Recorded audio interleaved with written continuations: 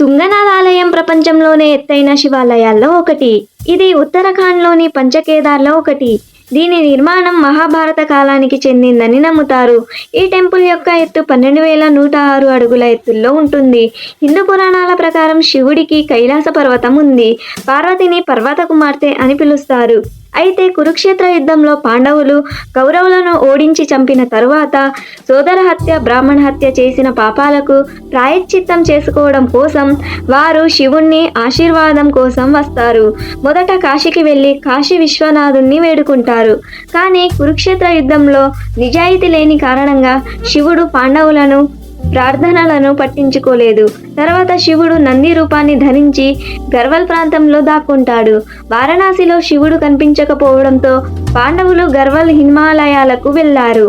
అక్కడ భీముడు 2 పర్వతాల మధ్య నిలబడి శివుణ్ణి వెతకగా గుప్తకాశీ సమీపంలో ఒక ఎద్దు మేస్తున్నట్లు కనిపిస్తుంది. భీముడు వెంటనే గమనించి ఎద్దుని దాని తోక వెనుక కాళ్లను పట్టుకున్నాడు. కానీ ఎద్దు రూపంలో ఉన్న శివుడు భూమిలోకి అదృశ్యమయ్యాడు. అలా కేదార్నాథ్లో మూపు రూపం పెరగడం, తుంగనాథ్లో చేతులు కనిపించడం, రుద్రనాథ్లో ముఖం, నాభి, మధ్య మహేశ్వర్లో పొత్తి కడుపు, కాల్పేశ్వర్లో వెంట్రుకలు కనిపిస్తాయి.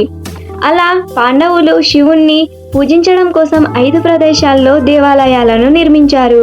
ఆ విధంగా పాండవులు తమ పాపాలను నుండి విముక్తి చేసుకున్నారు.